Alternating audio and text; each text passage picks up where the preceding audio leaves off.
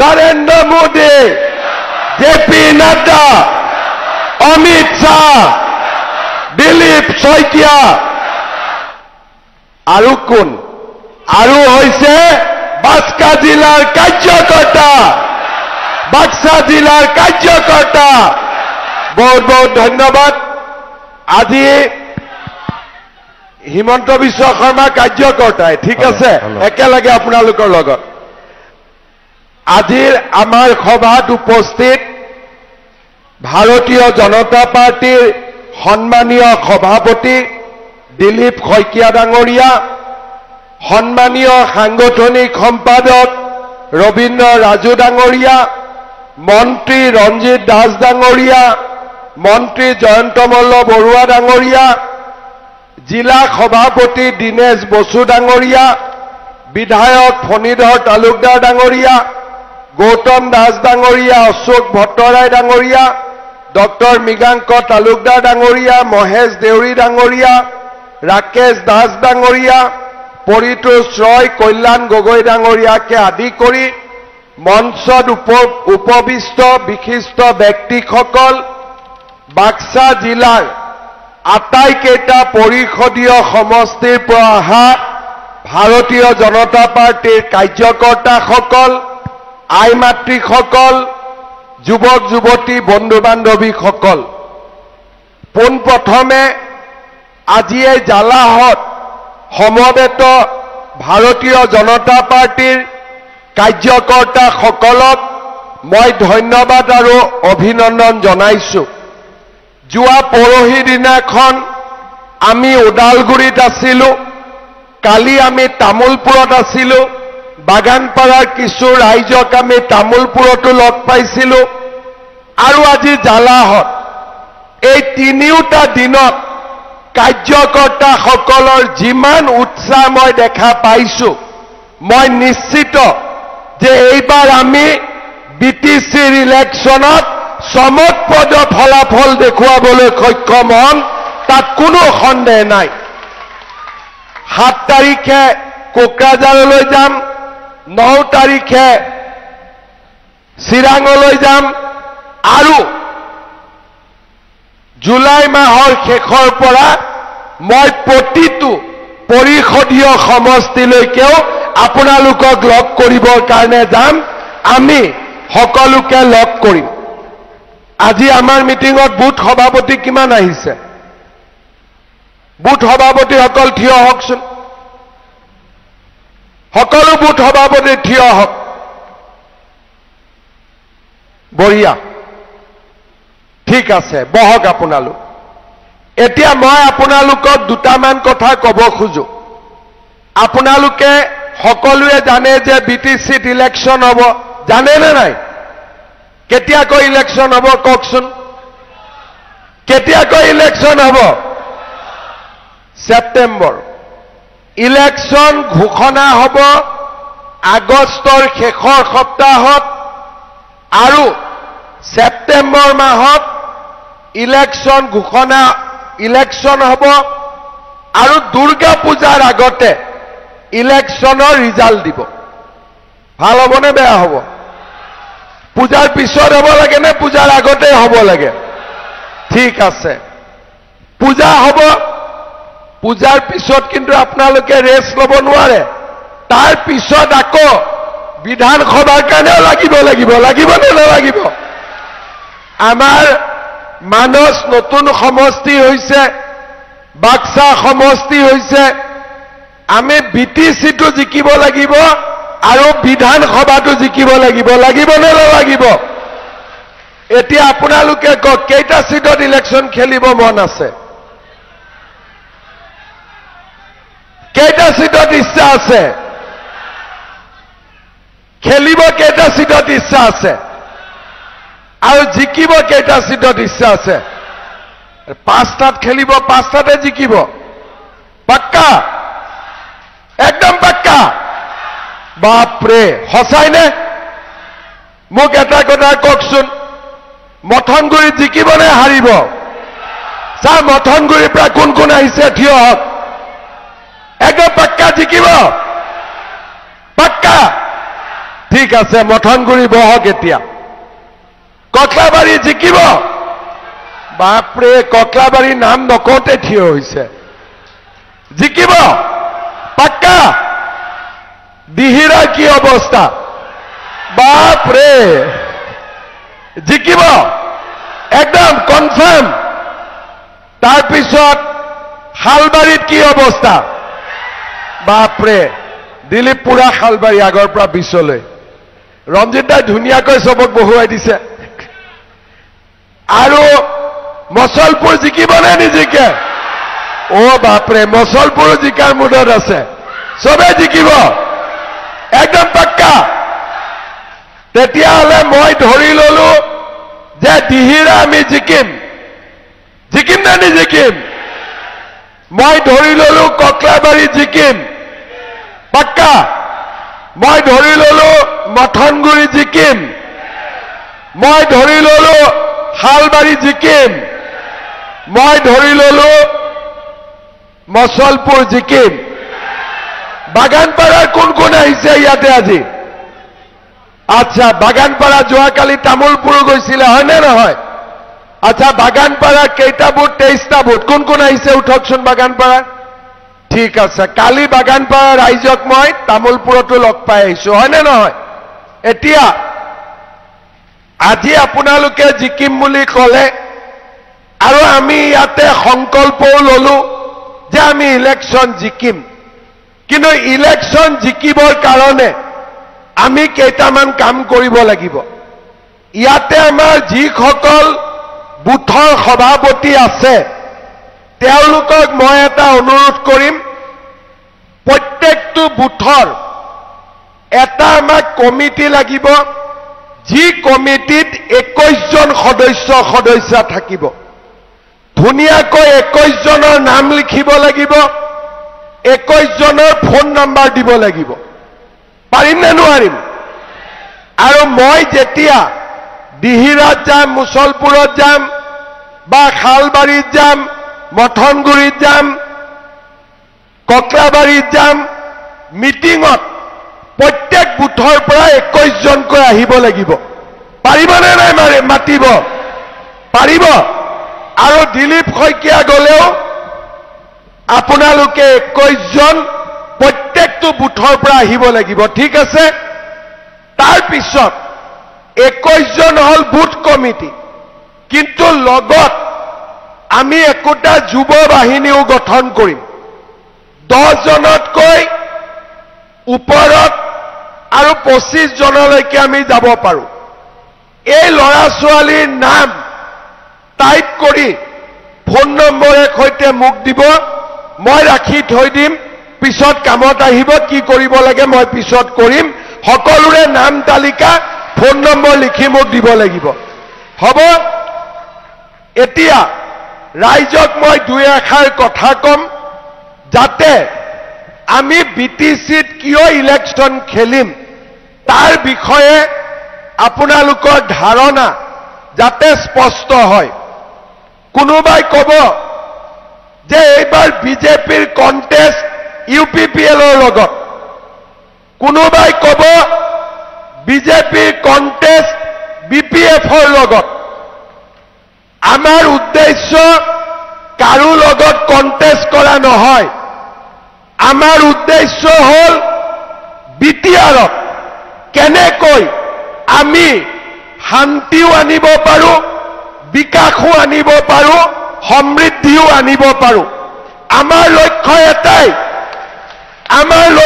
এটাই বিটিআৰত যাতে কোনেও দ্বিতীয় শ্ৰেণী তৃতীয় শ্ৰেণীৰ নাগৰিক নহয় বিটিআৰত যাতে সকলো প্ৰথম শ্ৰেণীৰ নাগৰিক হ'ব পাৰে সেই হৈছে আমাৰ লক্ষ্য কৰবাত যাও ৰাইজে কয় যে দাদা আমাৰ মাটিটোৰ বিক্ৰী হোৱা নাই কোনোবাই কয় যে আমাৰ গাঁৱৰ দলং বাঁহৰ দলং পকা কৰিব লাগে কোনোবাই কয় আমাৰ নামঘৰ মন্দিৰৰ বাবে পুঁজি লাগে কোনোবাই কয় বাথৌ থানচালিৰ বাবে আমাক সহায় কৰক কোনোবাই কয় যে আমাৰ গাঁৱলৈ ৰাস্তাটো বেয়া হৈ আছে, ৰাস্তাটো ভাল কৰক। আমাক সকলো লাগে, কিন্তু প্ৰথমতে আমাক কি লাগিছিল? সেয়া আছিল শান্তি। শান্তি যদি নহয় আমি ৰাস্তালৈ কি কৰিম? শান্তি যদি নহয় দলং লৈ আমি কি কৰিম? শান্তি যদি নহয় আমি নামঘৰ মন্দিৰ বনাই কি কৰিম? বহুত আছিলে ইয়াতে যে বিটিআৰত শান্তি আহিব নালাগে, কাৰণ শান্তি আহিলে মই নেতা হৈ থাকিব নোৱাৰো। সেইকাৰণে মানুহে বিচাৰিছিল যে বিটিআৰত শান্তি আহিব নালাগে, কিন্তু এজন ব্যক্তিয়ে ভাবিছিল যে যিকোনো মূল্যৰ বিনিময়ত বিটিআৰত শান্তি আহিব লাগে, আৰু সেইজন ব্যক্তিৰ নামে আছিল নৰেন্দ্ৰ মোদী। নৰেন্দ্ৰ মোদী ডাঙৰীয়াই আমাক কৈছিলে যে বিটিআৰত আৰু কোনো মানুহৰ তেজৰ চেকা পৰিব নালাগে, বিটিআৰত কাৰো ঘৰত বন্দুক থাকিব নালাগে, বিটিআৰত কতো বোমা বিস্ফোৰণ হ'ব নালাগে, বিটিআৰৰ মানুহ ৰাতি 2টা বজাতো ঘৰৰ পৰা ওলালে মাক দেউতাকে চিন্তা কৰিব নালাগে। মই যেতিয়া মুখ্যমন্ত্ৰীৰ দায়িত্ব লৈছিলো তাৰ আগতে বিটিআৰ চুক্তি স্বাক্ষৰিত হৈছিল। কোভিড আহিছিল আৰু কোভিডৰ ভৰপক সময়ত মই অসমৰ মুখ্যমন্ত্ৰীৰ দায়িত্ব লৈছিলো। যেতিয়া মই মোদী ডাঙৰীয়া আৰু অমিত শ্বাহ ডাঙৰীয়াক প্ৰথম লগ কৰিব গৈছিলো, তেওঁলোকে মোক এটা কথা কৈছিলে যে তোমাৰ কাৰ্যকালত বিটিআৰত শান্তি প্ৰতিষ্ঠা হ'ব লাগিব। আজি মই 4.5 বছৰ মুখ্যমন্ত্ৰী হিচাপে পাৰ কৰিলো, আৰু মই ভগৱানক ধন্যবাদ দিম, বিটিআৰৰ ৰাইজক ধন্যবাদ দিম যে মই মুখ্যমন্ত্ৰী হৈ থকা অৱস্থাত বিটিআৰত এটাও বোমা বিস্ফোৰণ হোৱা নাই, এটাও গুলীকাণ্ড হোৱা নাই, এটাও কোনেও কাকো সাম্প্ৰদায়িক সংঘৰ্ষ, গোষ্ঠীগত সংঘৰ্ষৰ সৃষ্টি কৰিব পৰা নাই। শ্ৰদ্ধাৰ ৰাইজ, আমাৰ দায়িত্ব আছিলে যে আমি বিটিআৰত শান্তি আনিম। আজি মই আপোনালোকক ধন্যবাদ জনাম যে আপোনালোকৰ বাবে আপোনালোকে আমাক যি শক্তি দিছিলে, যি সাহস দিছিলে, আমি বিটিআৰত শান্তি আনিব পাৰিলো। কিন্তু শান্তি শেষ নহয়। শান্তি অহাৰ পিছত আমাক কি লাগিব? বিটিআৰত উন্নতি লাগিব। বিটিআৰৰ ডেকা ল'ৰা ছোৱালীয়ে জাতি ধৰ্ম বৰ্ণ নিৰ্বিশেষে চৰকাৰী চাকৰি পাব লাগিব।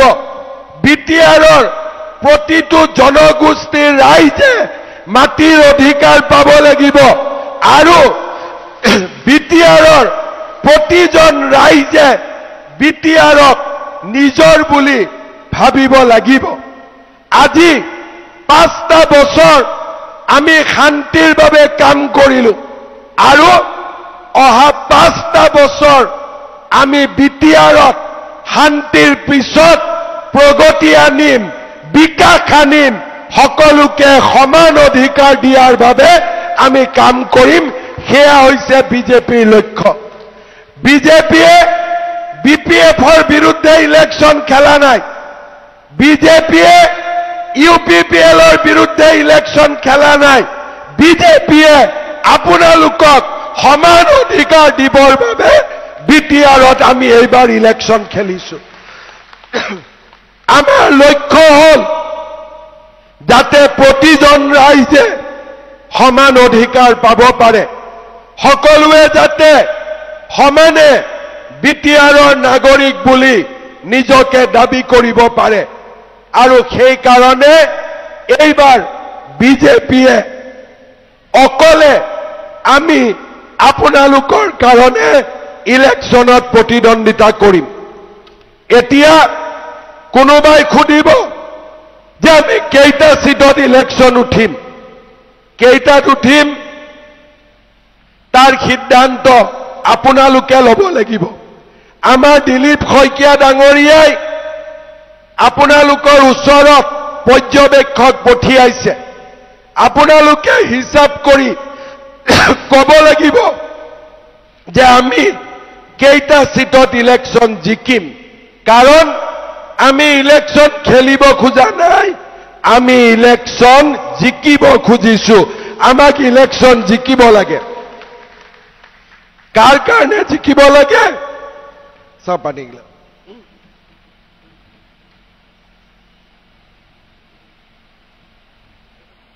কাৰ কাৰণে জিকিব লাগে? আপোনালোকৰ কাৰণে বিজেপি এইবাৰ ইলেকশন জিকিব লাগিব। বিটিআৰৰ ৰাইজৰ বাবে বিজেপিয়ে ইলেকশন জিকিব লাগিব।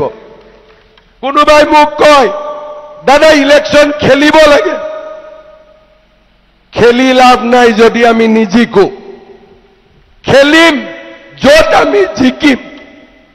আৰু সেইকাৰণে আপোনালোকে সংগঠন সুদৃঢ় কৰক যাতে আমি প্ৰত্যেকটো সিটতে ইলেকশন খেলিব পাৰো আৰু ইলেকশন জিকিব পাৰো।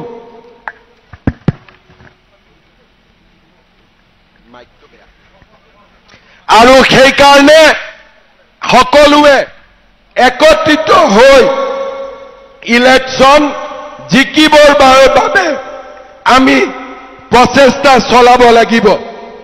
বাক্সাত কেইটা জিকিম? আমি কেইটা জিকিম?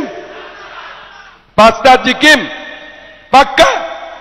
তেতিয়াহ'লে আমি মই কোৱাৰ দৰে সংগঠনৰ যিখিনি আপোনালোকক দায়িত্ব মই দিলো, নালাগে ইমান হৈ যাব। একেদিন মিটিং কৰি আছো কাৰণে মাতটো অলপ ভাঙি গৈছে, একো নাই, আকৌ আহি যাব। সেইকাৰণে আপোনালোকে সকলোৱে 5টা সিটতে আমি যাতে জিকিব পাৰো তাৰ বাবে সাংগঠনিক শক্তি বঢ়াওক আৰু ইলেকশনত যাতে আমি জিকো তাৰ বাবে আপোনালোকে আপ্ৰাণ প্ৰচেষ্টা কৰক। শ্ৰদ্ধা ৰাইজ, আৰু এটা কথা মনত ৰাখিব, বিটিআৰত ইলেকশন জিকাই আমাৰ শেষ লক্ষ্য নহয়। পূজাৰ আগতে বিটিআৰ হ'ব, কিন্তু বিটিআৰৰ ইলেকশনৰ পিছত দিছপুৰতো আমি তৃতীয়বাৰৰ কাৰণে বিজেপিৰ চৰকাৰ গঠন কৰিবই লাগিব। লাগিব নে নালাগে? লাগিব নে নালাগে? লাগিব। আৰু তৃতীয়বাৰৰ বাবে যদি আমি বিজেপিৰ চৰকাৰ গঠন কৰো, বিটিআৰতো বিজেপি বিজয়ী হয়। কি পানী এইটো?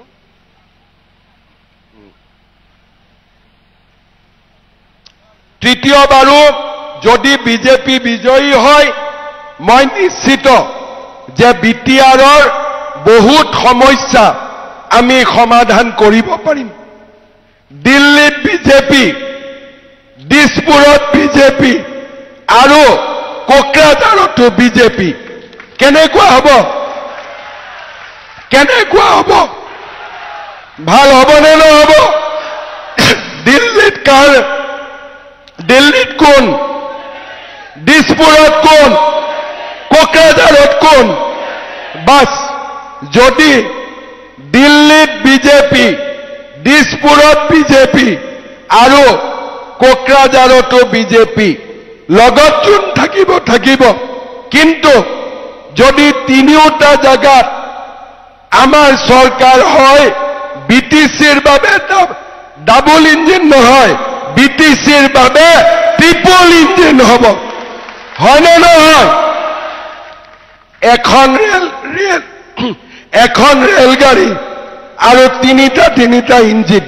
ভাল হ'বনে নহ'ব? কেইটা ইঞ্জিন? দিল্লী, দিছপুৰ, কোকৰাঝাৰ। কেইটা ইঞ্জিন? আৰু এবাৰ কওক, কেইটা ইঞ্জিন? 3টা ইঞ্জিন হবৰ কাৰণে বাক্সা জিলাত আমি মানসো জিকিব লাগিব আৰু বাক্সাও জিকিব লাগিব জিকিম না নিজিকিম জিকিম না নিজিকিম গতিকে বাক্সা আৰু মানসো যাতে আমি জিকো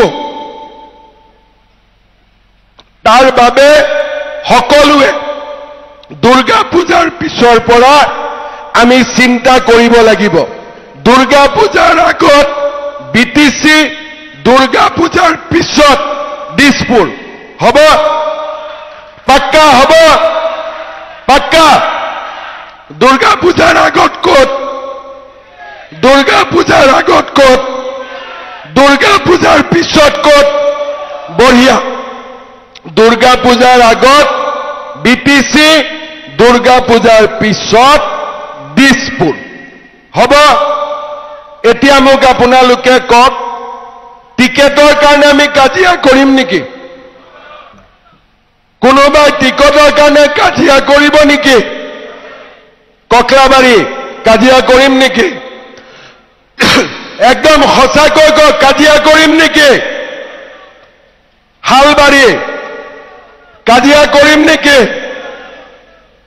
মথনগুৰি কাজিয়া হ'ব নেকি এতিয়া মোক নহয় বুলি কৈছে বাহিৰত আকৌ কৈ আছে কিবা পৰিৱৰ্তন কৰক কাজিয়া হ'ব নেকি পাৰ্টিয়ে যাকে দিয়ে এইটোৱে হ'ব নে নহ'ব বঢ়িয়া মুছলপুৰ টিকেটৰ কাৰণে কাজিয়া হ'ব নেকি পাক্কা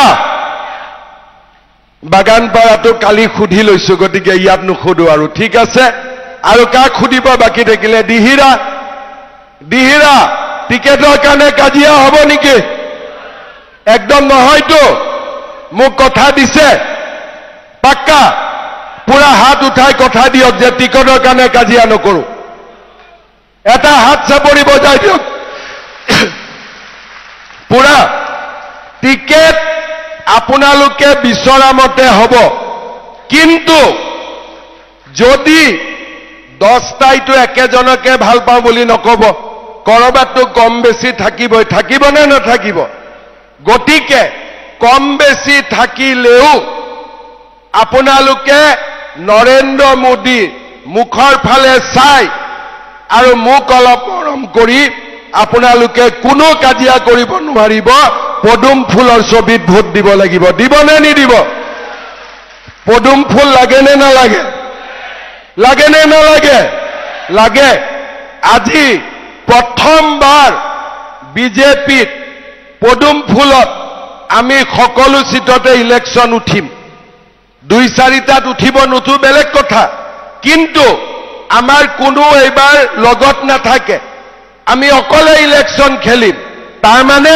বেলটত পদুম থাকিবই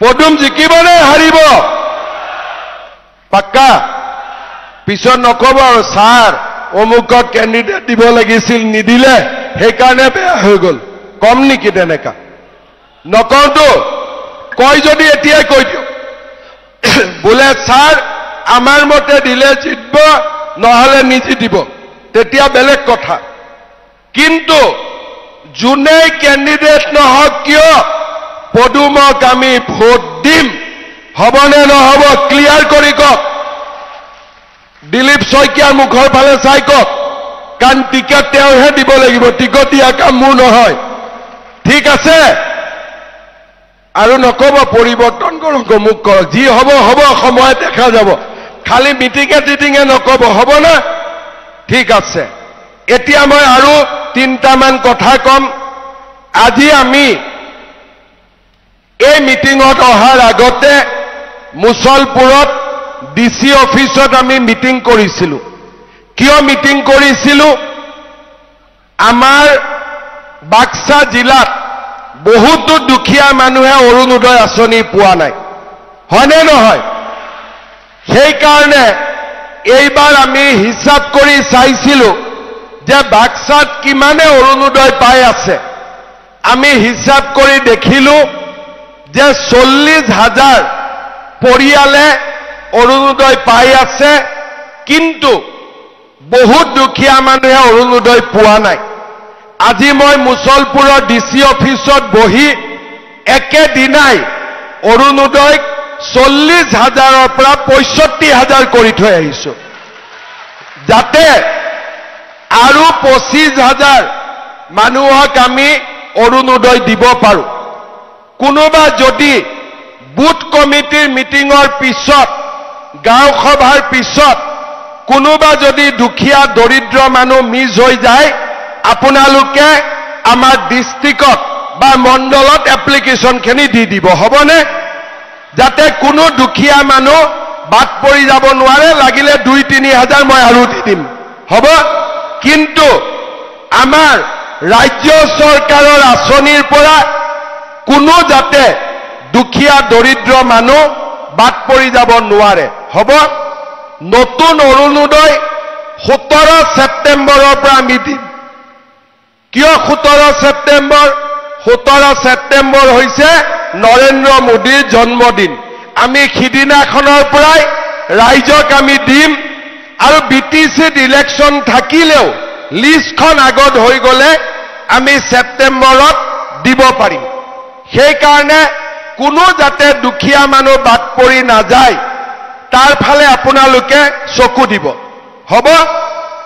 দ্বিতীয়তে, আমাৰ মহিলা উদ্যমিতা লাখপতি বাইদেউ, মই আজি হিচাপ কৰি চালো, মানস সমষ্টিত 35,000 মহিলাই লাভ কৰিব, আৰু বাক্সা সমষ্টিত 33,000 মহিলাই লাভ কৰিব। যদি কাৰোবাৰ নাম বাদ পৰিছিলে আত্মসহায়ক গোটৰ সদস্য, আপোনালোকে সেই নামখিনিও দিব, আমি যাতে প্ৰতিগৰাকী বাইদেউক এই আঁচনিটো দিব পাৰো।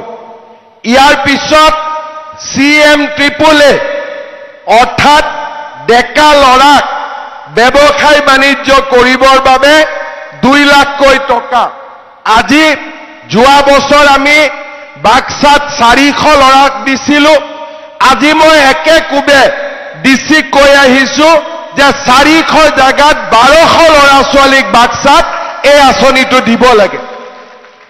তৃতীয়তে, আমাৰ ফাতেমাবাদ বাগিচা আৰু দুমনি বাগিচা, ঠিকে কৈছো নে নামটো? দুমনি বাগিচাত আমি এটি কলি দুটি পাত আঁচনি 5,000 টকাকৈ পাব। তাৰ কাৰণেও আজি আমি হিতাধিকাৰী নিৰ্বাচন কৰি আহিছো। বাক্সা জিলাত বহুত দুখীয়া মানুহৰ ৰেচন কাৰ্ড নাই, বাক্সাটো নাই, মানসতো নাই। গতিকে বাক্সাৰ কাৰণে আজি মই নতুনকৈ 4,000 ৰেচন কাৰ্ড দি আহিছো, আৰু মানসৰ কাৰণেও 4,000 নতুনকৈ আজি মই ৰেচন কাৰ্ড দি থৈ আহিছো। তাৰমানে এদিন মুছলপুৰত আহি কিমান মানুহৰ কাম কৰি থৈ গলো? কিমান হ'ব?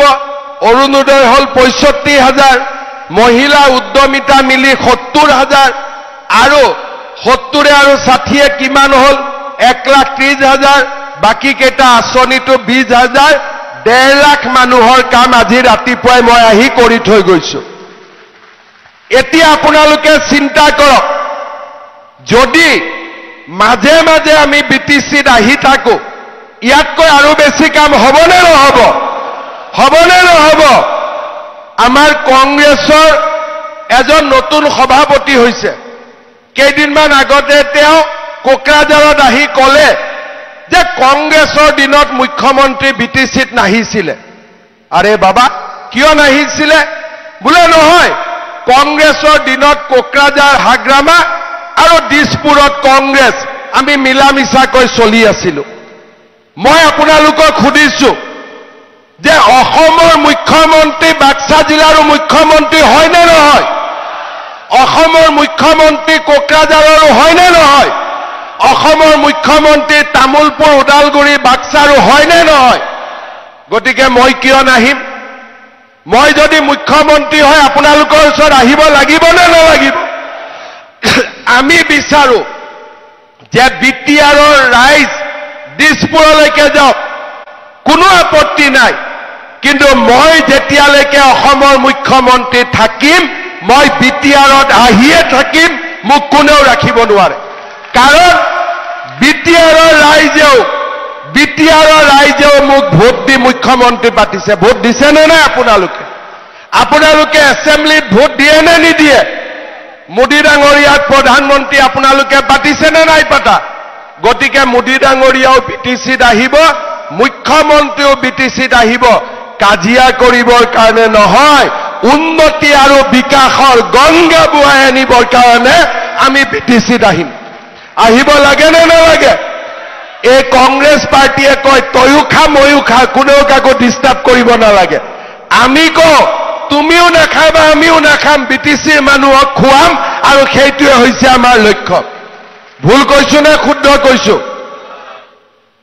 তই খা ময়ো খাওঁ কোনেও কতো দিগদাৰ কৰিব নালাগে সেইটো হল এটা নীতি হল তয়ো নাখাবি ময়ো নাখাবি দুখীয়া দৰিদ্ৰক একেলগে খুৱাম কোনটো ভাল এতিয়া আপোনালোকে কওক কংগ্ৰেছৰটো ভাল নে আমাৰটো ভাল কংগ্ৰেছৰটো ভাল নে আমাৰটো ভাল এতিয়া কংগ্ৰেছে জ্ঞান দিয়ে যে বিটিচিত আমি নাহো মাত্ৰ আমাক তোমালোকে সমৰ্থন কৰিবা আমি কৈছো নহয় মই যদি বিটিচিত নাহো দিহিৰাৰ মানুহে মাটিৰ অধিকাৰ কেনেকৈ পাব হয়নে নহয় মই যদি বিটিচিত নাহো ৰাইজে পাগলা দিয়াৰ ওপৰত দুখন দলং কেনেকৈ পাব পাগলা দিয়াৰ ওপৰত এখন দলঙত 250 কোটি টকা বিটিচি অকলে বনাব পাৰিব নেকি ডাঙৰ অসমমালা ৰাস্তা বিটিচি অকলে বনাব পাৰিব নেকি অৰ্থাৎ দিল্লী দিছপুৰ কোকৰাঝাৰ লগ লাগিলেহে বিটিচিৰ কাম হ'ব পাৰে হয়নে নহয় আজি প্ৰধানমন্ত্ৰীয়ে যদি আবাস যোজনাৰ ঘৰ নিদিয়ে মই অকলে দিব পাৰিম নেকি প্ৰধানমন্ত্ৰীয়ে যদি আয়ুষ্মান ভাৰত নিদিয়ে মই অকলে দিব পাৰিম নেকি প্ৰধানমন্ত্ৰীয়ে যদি কিষাণ সন্মান নিদিয়ে মই অকলে দিব পাৰিম নেকি মই যদি অৰুণোদয় নিদিও কোকৰাঝাৰে দিব পাৰিব নেকি তাৰ মানে কোকৰাঝাৰ দিল্লী দিছপুৰ একেলগ হলেহে আমাৰ বিটিচিৰ উন্নতি হ'ব বিটিচিৰ দৰিদ্ৰ ৰাইজৰ উন্নতি হ'ব ঠিকে কৈছো নে নাই মই যদি ভুল কৈছো মোক শুদ্ধ কৰি দিব মই ঠিক কৈছো নে নাই ঠিক কৈছো যদি ঠিক কৈছো তেতিয়ালে কি বুজিছে দিল্লীটো বিজেপি দিছপুৰতো বিজেপি বাক্সাটো কি লাগিব পদুম ফুল ফুলিব লাগিব এবাৰ ফুলিব নহয় ঠিক আছে কিন্তু এটা কথা মনত ৰাখিব কোনো হাৰিব নালাগে আমি কাকো হৰুৱাব অহা নাই আমি মাত্ৰ বিটিচিৰ ৰাইজ যাতে জিকে বিটিচিৰ যাতে উন্নতি হয় তাৰ কাৰণেহে আমি আপোনালোকৰ মাজত আহিছো আমাৰ একো উদ্দেশ্য নাই নহলে আমিও ক'ব পাৰিলেহেঁতেন তয়ো খা ময়ো খা কোনো আহিব নালাগে গুৱাহাটীত বহি থাক বিটিআৰত যোনে খাইছে খাই থাকক আৰু আমিও দিল্লীৰ দিছপুৰত খাই থাকো মোদী ডাঙৰীয়াই ক'ব যে তই দিল্লীত থাক মই দিছপুৰত থাকো কোনো কতো আহিব নালাগে কিন্তু বিজেপিত এইবিলাক নহব দিল্লীও দিছপুৰত চাব আমি বেয়া কাম কৰি আছো নেকি ঠিক তেনেকে আমিও ৰাইজৰ লগত থিয় হ'ব লাগিব যে বাক্সা জিলাৰ ৰাইজে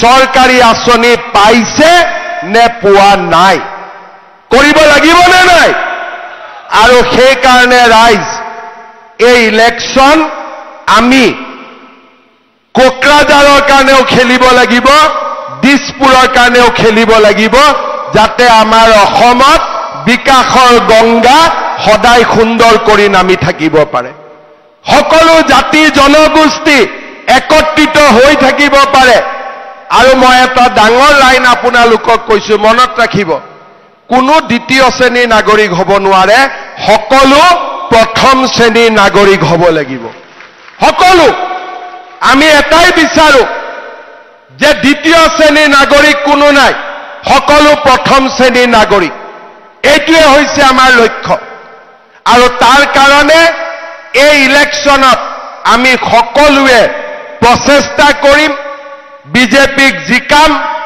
আৰু আমি শান্তি সম্প্ৰীতি আৰু সৌহাৰ্দ্যৰ পৰিৱেশৰ মাজেৰে আমি বিটিচিক নৱনিৰ্মাণ কৰিম। আজি মই যেতিয়া মুছলপুৰৰ পৰা জালাহলৈ আহি আছো, মোক কোনোবা এইমাত্ৰীয়ে গাড়ীত ৰখাই কৈছে, ঐ বাবা এটা অৰুণোদয় দিবি দেই।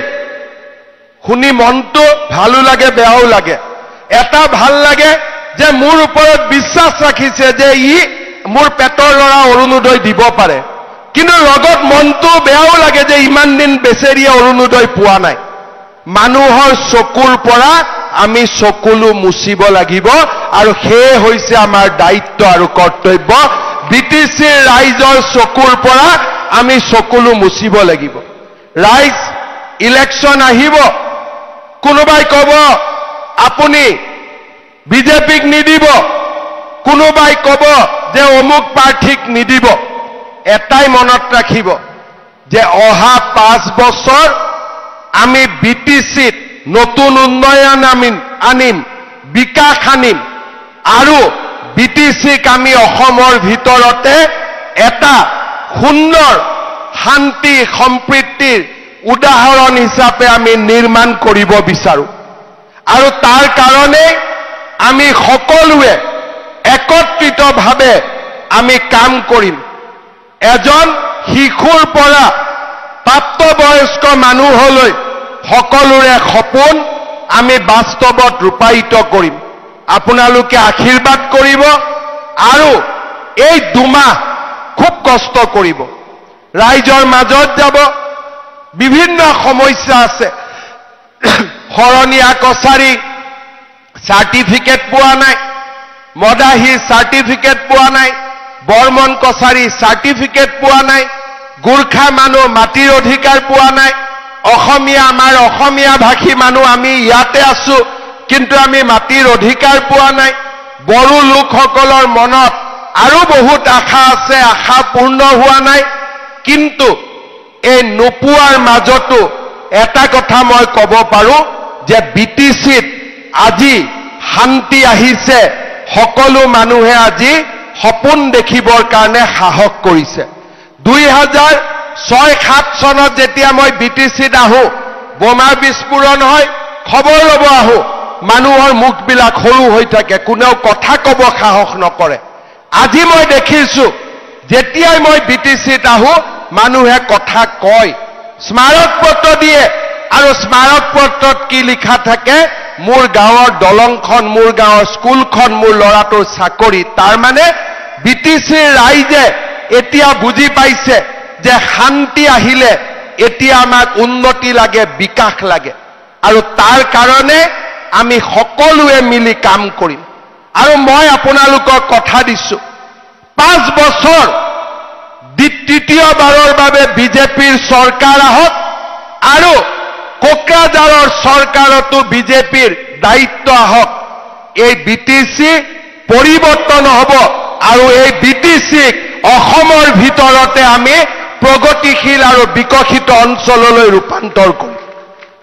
শ্ৰদ্ধা ৰাইজ, যোৱা 3 দিন ওদালগুৰি, তামুলপুৰ, বাক্সাত মই যি ধৰণে ৰাইজৰ বিজেপিৰ প্ৰতি সমৰ্থন দেখিলো, অলপ আগতে গাড়ীত আহোঁতে মোক মানুহে ৰখাওঁতে এজন বয়সস্থ মানুহে কৈছে যে বাবা এইবাৰ ৰাইজে মন বান্ধিছে বিজেপি।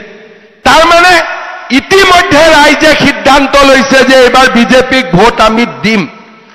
আৰু মই আজি 3টা দিনত স্পষ্টভাৱে দেখিছো যে ৰাইজ বিজেপিৰ লগত আছেনে নাই ৰাইজ বিজেপিৰ লগত। এতিয়া কৰ্মীসকলৰ দায়িত্ব ৰাইজক জনোৱা যে ৰাইজ আপোনালোকে পদুম বিচাৰিছিলে, পদুম আহিলে, এতিয়া পদুমক জিকাব লাগিব। আৰু এবাৰ যদি পদুমক আমি জিকুৱাব নোৱাৰো তেতিয়াহ'লে আমি আৰু 5টা বছৰ পিছুৱাই যাব লাগিব। যোৱাবাৰ মই দেখিছিলো যে বাক্সা জিলাত আমি অকল মথনগুৰি জিকিছিলো, দিহিৰা আমি কম ভোটত হাৰিলো, ককলাবাৰীত আমি ইলেকশ্যন খেলা নাছিলো, মুছলপুৰত আমি খেলা নাছিলো। কিন্তু আজি আপোনালোকৰ যি উৎসাহ, মই এটাই কথা বুজি পাইছো যে য'ত আমি এটা সিট জিকিছিলো, এইবাৰ আমি গোটেই কেইটা সিট জিকিব পাৰো তাৰ আজি আপোনালোকে সংকল্প লৈছে শ্ৰদ্ধাৰ ৰাইজ ক'ত উঠিম ক'ত নুঠিম সভাপতি মহোদয়ে সিদ্ধান্ত ল'ব কিন্তু নিশ্চিত যে বিজেপি য'ত উঠিব তাত উঠিবৰ কাৰণে নুঠে জিকিবৰ কাৰণে উঠিব জিকিবৰ কাৰণে আমি উঠিম আৰু আমি বিটিচিৰ ৰাইজক নিৰাপত্তা বিটিচিৰ ৰাইজক শান্তি প্ৰগতি সুৰক্ষা আৰু সম অধিকাৰ দিবৰ বাবে আমি নিৰ্বাচন খেলিম শ্ৰদ্ধাৰ ৰাইজ আপোনালোকক পুনৰ এবাৰ মই মোৰ বিনম্ৰ ভাৱে মই অনুৰোধ কৰিম যাতে সভাপতি মহোদয়ে কোৱাৰ দৰে এই দুমাহ যাতে আপোনালোকে টোপনি নামাৰে ৰাতি টোপনি মাৰিব লাগিব সেইটো হল বায়োলজিক্যাল স্লিপ কিন্তু মনটো টোপনিটো জীয়াই ৰাখিব লাগিব টোপনিটো পদুম দেখা পাব লাগিব যে পদুমতে ভোট পৰিব লাগিব টোপনিটো মানুহে দিনত নিজে দেখা পাব আৰু টোপনিটো পদুম দেখা পাব লাগিব এইকেইদিন সপোনত বাৰে বাৰে পদুমে আহি থাকিব লাগিব একফালে মোদী একফালে পদুম হয় মোদী আহিব লাগিব সপোনত নহলে পদুম আহিব লাগিব তাৰ মানে দিনত আমি যেতিয়া বিজেপিৰ কাৰণে কাম কৰিম ৰাতি সপোনত নিজে নিজে পদুম আৰু মোদী আহি থাকিব দিনত ভাবি থকা কথাটো সপোনতো আহে নে নাহে সেই কাৰণে দিনে নিখাই আমি কাম কৰিম আৰু আজি আমি যেটো ভেটি নিৰ্মাণ কৰিছো মই বাক্সা জিলাৰ সভাপতি আমাৰ সকলোকে ধন্যবাদ জনাম যে সুন্দৰ ভেটি এটা নিৰ্মাণ হৈছে এতিয়া মাত্ৰ আমি মানুহৰ মন জয় কৰিব লাগিব মানুহক গৈ বুজাব লাগিব যে মোদী অহাৰ পৰা বিটিচিত শান্তি হল এবাৰ যদি বিটিচিত মোদীয়ে ভাল ৰিজাল্ট কৰিব পাৰে বিটিচিত উন্নতিও হ'ব প্ৰগতিও হ'ব আমাৰ দুখবিলাক নোহোৱা হ'ব হ'বনে নাই সকলোৱে কষ্ট কৰিব নহয় ঠিক আছে এটা মোৰে মাতটো চক ফাটি গৈছিলে কষ্ট কৰি থকাৰ কাৰণে আকৌ ভাল হৈ গ'ল নে নাই ভাল হয় নিজে নিজে কিয় যে মই ভাষণ দি থাকোতে অলপ দেৰি ৰেষ্টটো ল'ব পাৰিলোহেঁতেন তেতিয়া আকৌ মাতটো ঠিক হৈ গ'লহেঁতেন কিন্তু বিজেপিৰ কৰ্মীৰ ৰেষ্ট লোৱা অধিকাৰে নাই বিজেপিৰ কাৰো ৰেষ্ট লোৱাৰ অধিকাৰ নাই বিজেপিয়ে এটা নিৰ্দিষ্ট লক্ষ্যত আগবাঢ়ি থাকিব জিৰণি ল'বৰ কাৰণে বিজেপি নহয় বিজেপি মানে চৰৈবতী আগলৈ আমি গৈ থাকিম যেতিয়ালৈকে আমাৰ ৰাষ্ট্ৰ সুৰক্ষিত হ'ব নোৱাৰে ৰাষ্ট্ৰ পৰম বৈভৱৰ স্থানত আহিব নোৱাৰে আৰু তাৰ কাৰণে আমি সমৰ্পিত বিজেপিৰ কাৰ্যকৰ্তা একেলগে মিলি আমি কাম কৰিম আমি আমাৰ লক্ষ্যত উপনীত হ'ম পুনৰ এবাৰ মই ৰঞ্জিত দাস ডাঙৰীয়াকো ধন্যবাদ জনাইছো যে আজিৰ সভাখন ইমান ধুনীয়াকৈ কৰাৰ বাবে আৰু সভাপতি মহোদয়কো ধন্যবাদ জনাম প্ৰথমবাৰ মই বিজেপিৰ এখন সভা দেখিছো য'ত একদম ডিসিপ্লিন কৰি সমষ্টি ওয়াইজ সকলো বহি আছে প্ৰথমবাৰ একদম ধুনীয়াকৈ এটা মোৰে মুখস্থ হৈ গ'ল তাতে খালবাৰী আছে হয়নে ঠিক কৈছো নে ইয়াতে মথনগুৰি আছে ঠিকে কৈছো নে ঠিকে কৈছো ইমান ধুনীয়াকৈ আপোনালোকে কৈ ইয়াত ককলাবাৰী আছে ঠিকে কৈছো নে তাৰ পিছত ইয়াতে মুছলপুৰ আছে ঠিকে কৈছো নে ইয়াতে দিহিৰা আছে ঠিকে কৈছো নে ইমান ধুনীয়াকৈ যদি আমি আজি ইয়াত মিটিং কৰিব পাৰিছো আমি ইয়াত ইলেকশন জিকিবও পাৰিম খাটাং পাৰিম নে নোৱাৰিম একদম এনেকুৱা এটা হাত চাপৰি বজাওক যে সকলোৱে গম পাব যে আমি জিকিমেই আৰু একদম সকলোৱে হোমষ্টে হাত চাপৰি সকলোৱে হাত চাপৰি আমি ইলেকশন জিকিমেই মোৰ লগত ক'ব ভাৰত মাতা কি মোৰ লগত ক'ব ভাৰত মাতা কি নৰেন্দ্ৰ মোদী জেপি নাড্ডা অমিত শাহ দিলীপ শইকীয়া বাক্সা জিলাৰ কাৰ্যকৰ্তা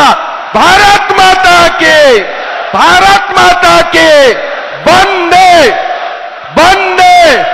বহুত বহুত ধন্যবাদ আৰু নেক্সট জুলাই মাহৰ শেষত মই হালবাৰী দিহিৰা মথনগুৰি ককলাবাৰী আৰু আমাৰ মুছলপুৰ আৰু বাগানপাৰা সকলোতে যাম আপোনালোকক আকৌ লগ পাম ঠিক আছে আৰু মাজে মাজে আহি থাকিম হ'ব ভাত পানী খাই গৈ থাকিম আজিও খাই গৈছো মুছলপুৰত আকৌ আগতে খাই গৈ থাকিম ঠিক আছে বহুত বহুত ধন্যবাদ হিমন্ত বিশ্ব শৰ্মা জিন্দাবাদ